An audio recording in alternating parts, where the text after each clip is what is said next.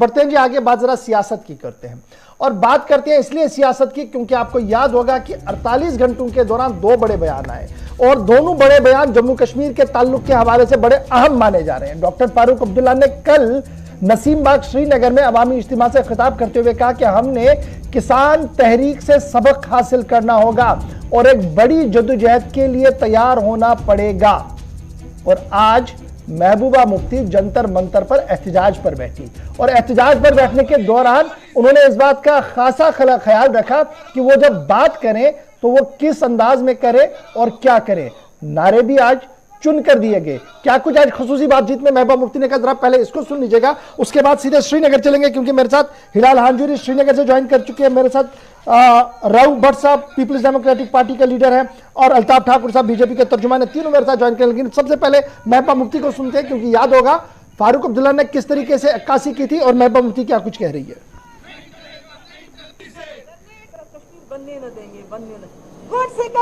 जम्मू कश्मीर की पूर्व मुख्यमंत्री महबूबा मुफ्ती इस वक्त जंतर मंतर पर प्रदर्शन कर रही हैं। आप देख सकते हैं यहाँ पर महबूबा मुफ्ती अपने समर्थकों के साथ प्रदर्शन कर रही हैं। हमारे साथ इस वक्त महबूबा मुफ्ती मौजूद हैं। मैम, आज यहाँ पर आप प्रदर्शन कर रही हैं, आज यहाँ पर आप संसद के बाहर चंद कदमों की दूरी पर बैठी हुई हैं, क्या मुद्दा है, क्या विषय है? हमारा ये है कि कश्मीर की सड़कें खून से लथपथ है, कश्मीर में मासूमों का खून बहाया जा रहा है, कश्मीर को गोडसे का कश्मीर बनाया जा रहा है और हमारे मुल्क के लोगों को गलत इत्तला दी जा रही है, गलत खबरें बताई जा रही। कश्मीर में सब ठीक ठाक नहीं है। कश्मीर में लोग बाहर निकलते हैं उनको गोली मार दी जाती है, जो बच जाता है उसको जेल में डाल दिया जाता है।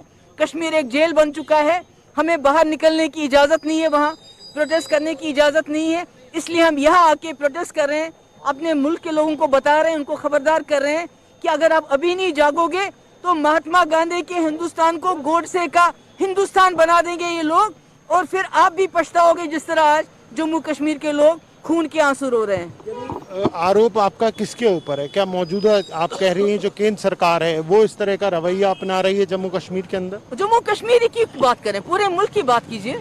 कोई बात करते तो ईडी, NIA, UAPA लगाते हैं। अखबार वाला हो, कोई जर्नलिस्ट कोई सच्ची बात कहे उसके खिलाफ कार्रवाई होती है। स्टूडेंट बात करें उनको टुकड़े टुकड़े गैंग बुलाया जाता है। किसान निकले तो इनको खालिस्तानी बोला गया। हम निकलते हैं तो हमें पाकिस्तानी बोलते हैं, नक्सल अर्बन नक्सलाइट्स बोलते हैं। ये तो किसके साथ ये ठीक चलते हैं? किसी के साथ ठीक नहीं। सिर्फ इनका काम है, जो इनके कॉर्पोरेट हाउसेज हैं, बड़े बड़े बिजनेस हाउसेज हैं, ये मुल्क को उनके लिए चला रहे हैं। इस मुल्क के लोगों के लिए, गरीबों के लिए अगर चलाते तो गंगा में गरीबों की लाशें नहीं बहती। लेकिन पिछले कुछ दिनों में जो एक विशेष धर्म समुदाय को टारगेट करके किलिंग की गई थी, उस पर आपका क्या टेक है? वो बहुत गलत है और वो भी इनकी नाकामी है। इनके पास इंटेलिजेंस रिपोर्ट थे सिक्योरिटी के पास कि कश्मीरी पंडितों को टारगेट किया जाएगा, माइनॉरिटीज को टारगेट किया जाएगा। उसके बावजूद ये नाकाम हो गए उनकी जानें बचाने में। इसीलिए हम तो कहते हैं कि ये मुल्क में झूठ बोल रहे हैं कि जम्मू कश्मीर में सब ठीक ठाक है। जम्मू कश्मीर में सब ठीक ठाक नहीं है। अगर ये सड़क देखेंगे ये खून से लथपथ है, ये आपको ठीक ठाक लगता है? लेकिन आपको नहीं लगता जो 370 को हटाया उसके बाद काफी कुछ वहाँ पर बदलाव, हालात खराब हो गए हैं? उसके बाद लोगों को जेल में, घरों में जेल की तरह बंद रखा गया है, कोई बात नहीं कर सकता है। अगर किसी को तकलीफ होगी उसके मुंह पे टेप लगाया जाए, बोलेंगे कि ये चिल्ला नहीं रहा है इसलिए इसकी तकलीफ ठीक होगी, तो क्या वो सही है? चलिए जी, महबूबा मुफ्ती को आप सुन रहे थे। खुसूसी बातचीत हो रही थी गुलिस्तान न्यूज़ दिल्ली ब्यूरो के साथ और बता रही थी कि किस तरीके के हालात न सिर्फ जम्मू कश्मीर के अंदर बल्कि हालात जनाब पूरे मुल्क के इसी तरीके के बने हुए हैं। सीधे श्रीनगर चलेंगे। हिलाल मेरे साथ है, रूप भट्ट साहब और अल्ताफ ठाकुर साहब मेरे साथ ज्वाइन कर चुके। बहुत शुक्रिया जी तीनों का ज्वाइन करने का। सबसे पहले हिलाल, शुरुआत आपसे करूंगा और उसके बाद जरा पॉलिटिकल रिएक्शन भी लूंगा।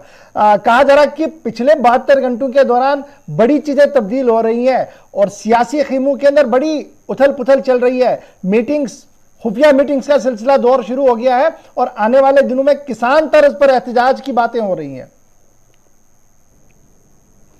बिल्कुल गौहर, जो ही कल डॉक्टर फारूक अब्दुल्ला की जानब से ये कहा गया है कि उनके लिए एक मिसाल है जो किसानों की जानब से तहरीक चलाई गई है और उसमें उन्होंने कहा कि 700 के करीब जो किसाने हैं उन्होंने अपने जानें दी हैं, कुर्बानी दी है। और उसके बाद पब्लिक रैली से खिताब करते हुए उन्होंने जम्मू कश्मीर के लोगों से मुखातिब होते हुए कहा कि उन्हें भी इन कुर्बानियों से गुजरना होगा अगर वो 370 की बहाली चाहते हैं।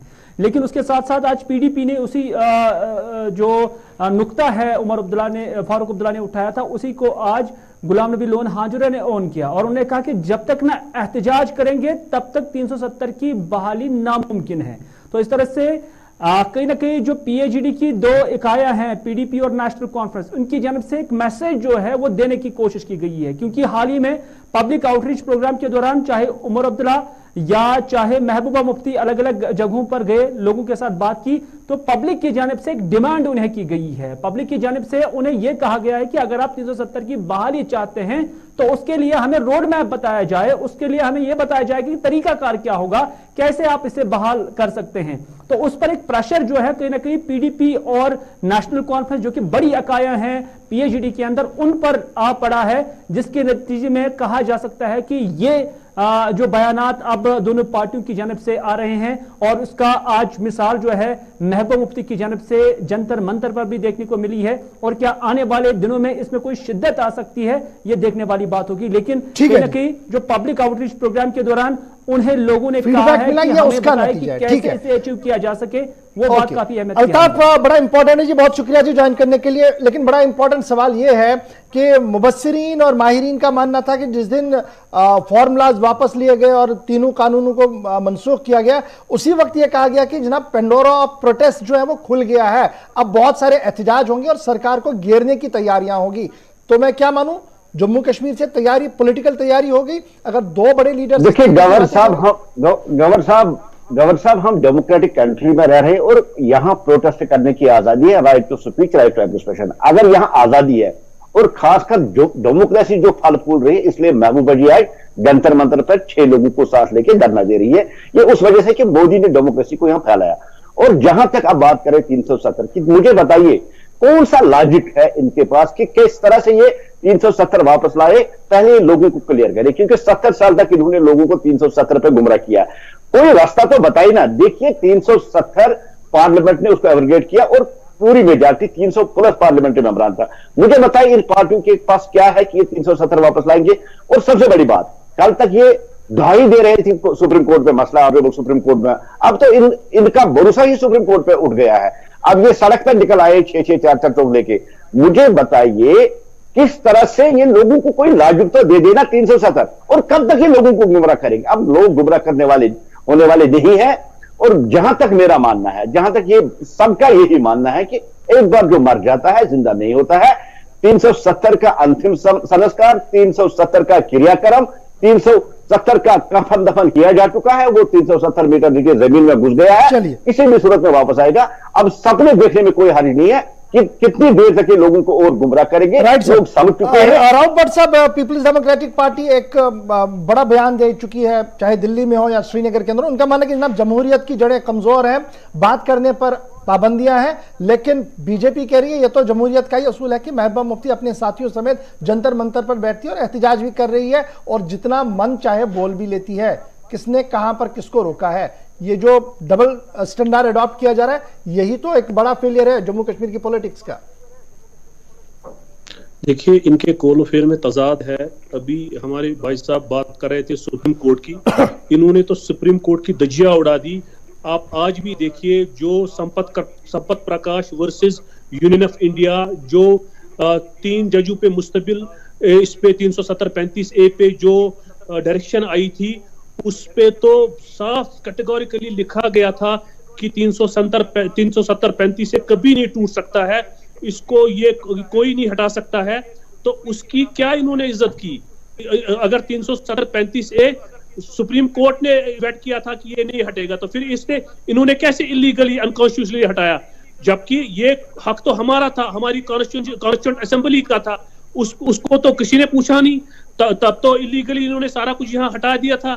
यहाँ तो जो भी ये ला रहे हैं, ये अनकॉन्स्टिट्यूशनली जबरदस्ती ला रहे हैं, लोगों को दबा रहे हैं। मेरा ये मानना है कि हम सब लोगों को इकट्ठा होकर अपने पॉलिटिकल स्ट्रगल के लिए इकट्ठा होना चाहिए, पॉलिटिकली पीसफुली स्ट्रगल करनी चाहिए। ये एक जमहूरी हक है। और अगर दुनिया में हर एक कानून चल सकता है, जोर जबरदस्ती और ज्यादती जो है वो कहीं नहीं चलती है। जो ये ज्यादती पूरी मुल्क में कर रहे हैं, इसको जो है ये एक ना एक दिन खत्म होना है।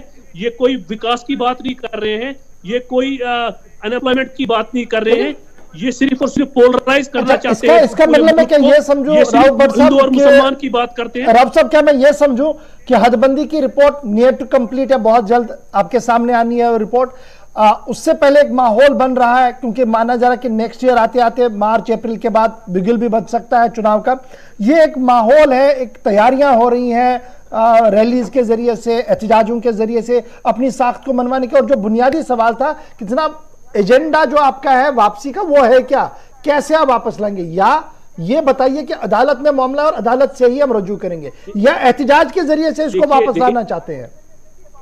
देखिए अदालत में मामला है, हम अदालत का सम्मान करते हैं, अदालत का जो भी फैसला होगा वो हमारे सराखों पे होगा। उसके साथ साथ जो इनकी आज साजिश है कि ये कुछ यहाँ के जो इन्होंने नई जो है प्रॉक्सी कैंडिडेट्स यहाँ खड़े किए हैं, प्रॉक्सी तंजीमें खड़े की है, उनको साथ मिलाकर इनकी कोशिश रहेगी कि ये असेंबली से इसको उस चीज को वेट कराने की कोशिश करेंगे। उसे जनाब हम कामयाब नहीं होने देंगे। पीएजीडी एक बड़े मकसद के लिए बनी है और इंशाल्लाह ताला सारे लोग, जम्मू कश्मीर और लद्दाख के लोग पीएजीडी के साथ है। हम इनकी कोई भी जो भी इनकी कोशिश होगी, जो भी इनकी चालें होंगी, उन्हें हम कामयाब नहीं होने देंगे इंशाल्लाह ताला। लोग ये जानते हैं कि जो इनके यहाँ प्रॉक्सी कुछ तंजीमें बनी हैं सिर्फ और इसीलिए कि ये इस जो इन्होंने अनकॉन्स्टिट्यूशनली इलीगली किया है उसको ये वेट करना चाहते हैं। जिस प्रॉक्सी का आप लफ्ज इस्तेमाल, बट साहब मैं आना आपके पास दोबारा आऊंगा, मैंने जरा अल्ताफ के पास भी आना, लेकिन फौरन से एक सवाल का जवाब दीजिए। आज जिस प्रॉक्सी का वर्ड यूज किया जा रहा है वो तो आप पर भी इल्जाम है, आपकी जमात पर इल्जाम है कि साबिक वजीर आजम और साबिक डिप्टी वजीर आजम ने किस तरीके से जमात को बनवाया है। आज तक तो आप उसकी क्लियरेंस नहीं दे पाए, अब आप वापस बीजेपी पर इल्जाम लगाते हुए, यानी ये भी मानिए ना कि फिर दिल्ली से ही सब कुछ चल रहा है, आपको भी दिल्ली ने ही खड़ा किया था, मान तो लीजिए इस बात को। कहीं गवर साहब action speaks louder than words. आपने देखा कि मुफ्ती साहब ने माजी में क्या किया। मुफ्ती साहब की कयादत में सारे रोड खुले, मुफ्ती साहब की कयादत में हुर्रियत से बात हुई, मुफ्ती साहब की कयादत में पाकिस्तान से बात हुई, मुफ्ती साहब ने पेशकश की, मुफ्ती साहब की कयादत में जो चीजें यहाँ हुई, तो ये साबित होता है कि हम लोगों की तर्जुमानी कर रहे थे, हमें किसी ने बनाया नहीं था। ये तो इल्जाम है। हम तो आज जो हो रहा है वो तो सबके सामने है कि 370-35A को जो लोग साजिश करना चाहते हैं, जो लोग इसको लीगल बनाना चाहते हैं, वो तो सबके सामने तो लीगल बन गया। ठीक है ना, फटाफट बताइए क्या हिकमत अमली है जनाब? वही होता फिर क्या आपको लगता है कि फिर क्या जरूरत थी हमारे लोगों को? ठीक है रूप साहब मैंने सुन लिया ना आपका, बस अल्ताफ साहब को जरा रिस्पॉन्ड करने दे।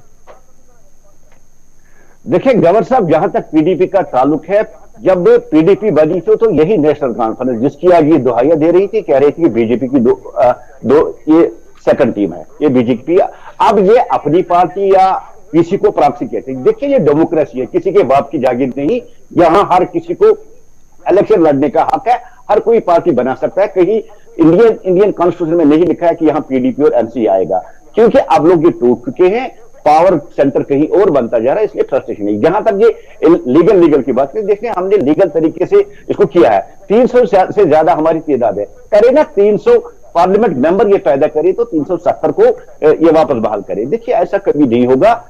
3 MP वाली पार्टी अगर है भी कहीं, वो इस को वापस नहीं कर सकते। इसलिए एक इलेक्शन स्टंट है, इलेक्शन आने जा रहा है, इसलिए कहीं डॉक्टर फारूक साहब, कहीं महबूबा मुफ्ती अब ये सड़क पे आके ड्रामे कर रहे हैं। लोग समझते हैं इन ड्रामों को, 370 वापस आने वाला नहीं है, ये खुद भी इस बात को जानते हैं। लेकिन आने वाले इलेक्शन के लिए इन्होंने एक इलेक्शन स्टंट तैयार कर दिया है। अब इसीलिए चाहे वो दिल्ली का जंतर मंतर हो, चाहे जम्मू कश्मीर की सड़कों पे है, खुद ये जानते हैं और खुद लोग एक लास्ट कमेंट आपसे लेना चाहूंगा। गवर साहब मुझे कंप्लीट करने। अब जो पीएजीडी कह रहा है, देखिए पीएजीडी टूट चुकी है, नेशनल कॉन्फ्रेंस अलग बोलती है और डॉक्टर साहब का ही स्टेटमेंट है कि अपना अलग अलग स्टैंड है।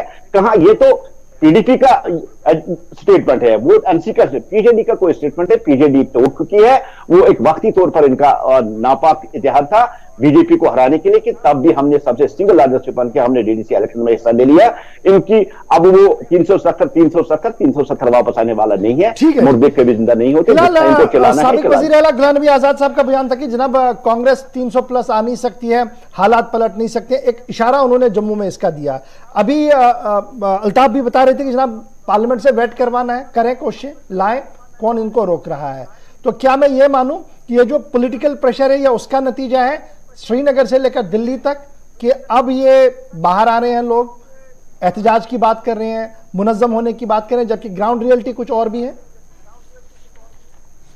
देखिए, हकीकत में ये चीजें हैं कि जहां मरकजी सरकार की जानब से भी ये कहा जाता है कि अब इलेक्शंस आगे होंगे, डिलिमिटेशन के बाद, यानी मार्च का महीना उसके लिए डेडलॉक बताया गया है, डेडलाइन बताई गई है, और उसके बाद कहीं ना कहीं इलेक्शन के हवाले से प्रोसेस शुरू हो जाएगा। यानी अब काफी कमोकलील मुद्दत जो है वो इसके लिए बच रही है, और इसमें कोशिश पॉलिटिकल पार्टीज की ये भी रहती है कि वो अपने कार्डर को गेरअप करने के लिए इस तरह की चीजें करें। लेकिन क्या चाहे डॉक्टर फारूक अब्दुल्ला का बयान हो या पीडीपी का बयान हो, क्या ये इलेक्शन के लिए सिर्फ किया गया है और इसे एक पब्लिक एड्रेस में एक रिवायत के तौर पर कल इस तरह की जो मैसेज दी गई है की गई है, या कि फिर ये वाकई इलेक्शन के लिए कोई तैयारी है, या गवर्नमेंट ऑफ इंडिया को होश के नाखून लेने की बात कही गई है? ये दो अलग चीजें हैं, ये आने वाले वक्त में ही पता चल सकता है। लेकिन जहां तक अल्ताफ का मानना है कि 370 दफन हो चुकी है और इसमें अब कुछ जो है कोई अमेंडमेंट नहीं हो सकती है, वापस नहीं आ सकती है, इसी तरह के जो ख्यालात है इनके फार्म लॉज को लेकर भी थे, उन्हें जीबी भी कहा गया, और उसके साथ साथ तरह तरह की चीजें उन पर लेबल लगाए गए हैं। लेकिन बिलाकर हमने देखा कि 15 माह के बाद या 12 माह के बाद गवर्नमेंट ऑफ इंडिया को वो कानून वापस करने पड़े, क्योंकि उसमें पब्लिक का प्रेशर होता है, और पब्लिक का प्रेशर सबसे बड़ा प्रेशर होता है, और उसके सामने हमने देखा कि सरकारें नहीं टिकती हैं। तो इस तरह से गवर्नमेंट ऑफ इंडिया को भी वो अपना फैसला वापस लेना ही पड़ा। लेकिन क्या जम्मू कश्मीर से वो प्रेशर डेवलप हो जाएगा? एक बड़ा सवाल है जिसका जवाब जो है यही पॉलिटिकल पार्टीज दे सकते हैं। जो ठीक है जी, एक लास्ट कमेंट अल्ताफ देना चाहिए, 2 मिनट में वाइंड अप कीजिए, 10 सेकंड में वाइंड अप कीजिएगा जी अल्ताफ। देखिए, जहां तक हिलाल साहब की बात है कि एक प्रेशर बना था, देखिए किसानों का जो ला था उससे किसानों को फायदा हो रहा था, लेकिन किसान उसके साथ सहमत थे। लेकिन वो जो ला था वो एक मुल्क में सब कंट्री नहीं बना था, वो 2 झंडे 2 विधान 2 प्रधान कहीं नहीं दर्शाता था। लेकिन 370 रहते हुए एक मुल्क में दूसरा सब कंट्री बनता है, जिस देश पे हम ये कह सकते कि एक मुल्क में एक ही झंडा रहता है, एक ही निशान रहता है और एक ही ऐवान रहता है, और किसी भी हालत में 370 को वापस नहीं लाया जा सकता है।